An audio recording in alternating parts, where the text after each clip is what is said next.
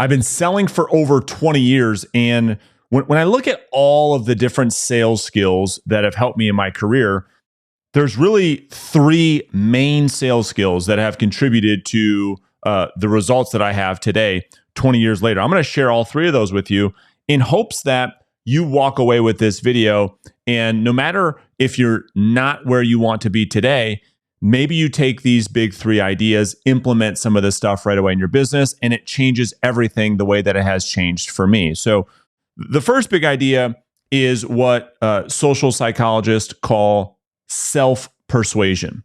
So when we look at the art and science of selling, what we really have to look at is this idea around human behavior, because that's what we're selling. At the end of the day, whether you sell, it doesn't matter what product or service in which you sell, you're all selling change. We're all selling change. So in order to sell change, somebody changing their behavior, we have to look at the foundation of human psychology. How is it that human beings make decisions to do something or not to do something?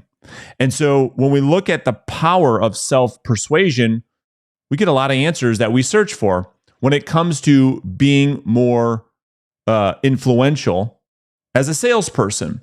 So what do I mean by self-persuasion? Well, let's look at a couple of things. My question for you watching this video is it more persuasive when somebody tries to get you to do something?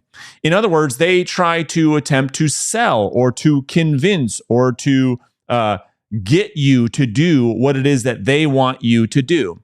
How does that work when someone tries to do that on you? Well, you're often respond with what we call psychological reactance, right? It's when we feel as though our freedom to make our own decision is being threatened. And that is the psychological reactance. As an example, if I were to sit here and tell you, hey, close your eyes and whatever you do, don't think about your car. Don't think about the color. Don't think about how it smells. Don't think about the wheels. Don't think about the seats. Don't think about whatever you do. Do not think about your car. What is it that you're doing right now? You're thinking about the car. That's psychological reactance. That is my attempt to persuade you to do what it is that I want you to do. And in often cases, you, just like every other prospect, end up doing the exact opposite. Our motivation is to do exactly the opposite of what most salespeople want us to do. Your prospects are doing the same thing to you. So the answer is self-persuasion. Because my second question for you is this: is it more likely for you to change your behavior? In other words, to do or not to do something based on you telling yourself? And we're all the same. The answer to that is absolutely yes, that is the case. In fact, we're all that way. We never believe what a salesperson tells us. We rarely believe what other people tell us, but we always believe what we tell ourselves. Right or wrong, good or bad, doesn't matter what it is. The stories we tell ourselves are often the ones that we believe. And so what do we have to do as salespeople? We have to communicate in a way and ask questions in a way that elicits this self-persuasion.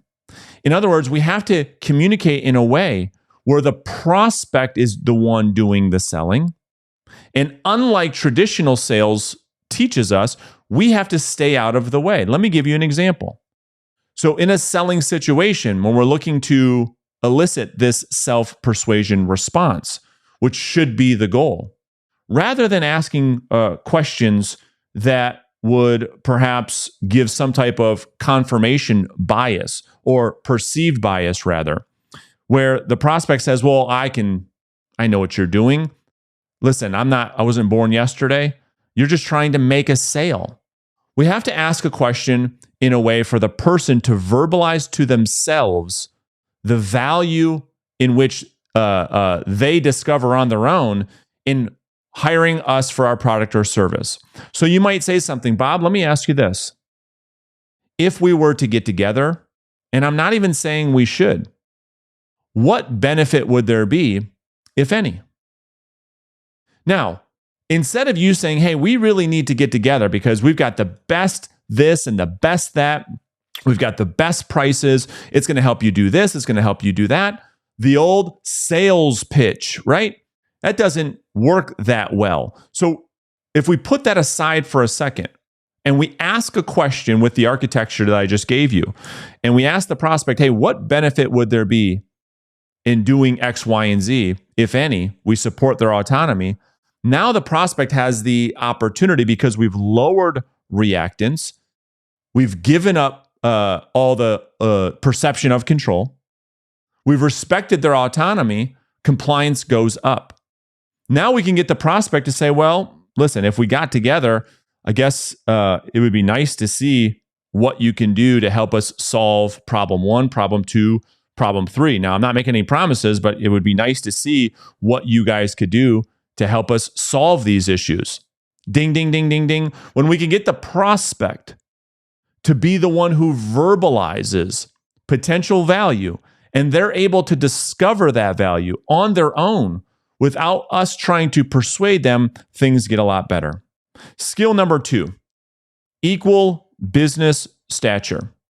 So this has everything to do with not coming across desperate, not coming across needy, not coming across with what we call commission breath. It is a very, it's a character trait that repels prospects. When you come across desperate and needy, it's the exact opposite character trait than that of somebody that someone would want to work with, right? I love what Blair Enns talks about in his book, The Win Without Pitching Manifesto. This is his 6th proclamation. It's really, really good, okay? Here's what he says. He says, instead of seeking clients, we will selectively and respectfully pursue perfect fits, those targeted people that we can best help. We will say no early and often, and as such, weed out those that would be better served by others and those that cannot afford us. By saying no, we will give power and credibility to our yes. What he's saying essentially is, instead of going into a sales situation like so many untrained salespeople do, trying to close the sale, which oftentimes you come across as very salesy, very desperate, very pushy, very needy, which does the opposite of what you want, which is to close the deal, I would imagine. It does the opposite of that, right? It elicits reactance, like we talked about in point number 1. It gets people to push back when you come across that way with that commission breath. What Blair talks about is, rather than trying to close the deal, we go into a situation with equal business stature to look for a perfect fit. Can I help this person or can I not?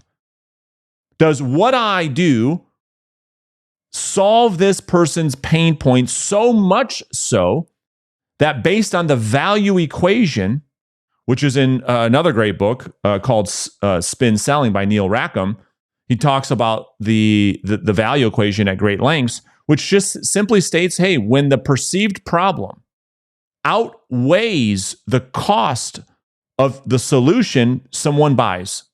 And the exact opposite is true. When the perceived cost, whether that be financially, emotionally, time, resources, energy, when the perceived cost to fix the perceived problem is higher than the pain that the problem is causing, people do not buy. So we have to equal the playing field. And our job is to not come across as someone who needs the deal, but someone who would want to earn the business, but we don't need the business. And as such, when you communicate from that point of view, you become a lot more appealing to the prospect. Why? Because now the prospect doesn't have perceived bias that, oh, you're just saying what you're saying in order for you to get a commission check, but you're doing this based out of a place that actually makes sense, both for you and for me. And the best way to do this from a skills perspective, a tactical takeaway, is to do what I call speaking against your own interest. Something that I teach all of the people that I coach is to speak against your interest, the perceived interest. As an example, you might say, listen, Bob, if you want supporting the prospect's autonomy, I'd be happy to meet. Listen, I can't make any promises. I don't know if it makes sense for us to work together or not, but I'd be happy to share with you what I'm doing with my other clients to solve problem X, Y, and Z. And then listen, I mean, you could decide if hiring me makes sense or not. And if not, it's perfectly fine. You can tell me. I promise you won't hurt my feelings. Now, when we can communicate that way, it lowers reactance. It lowers the perceived threat that the prospect may be feeling as to why you might be not be able to set the appointment, increases trust and rapport, and it's a simple business meeting with no one attached to the outcome, and it allows both prospect and salesperson to have an honest conversation, which brings me into point number 3, which is inviting prospects to say no.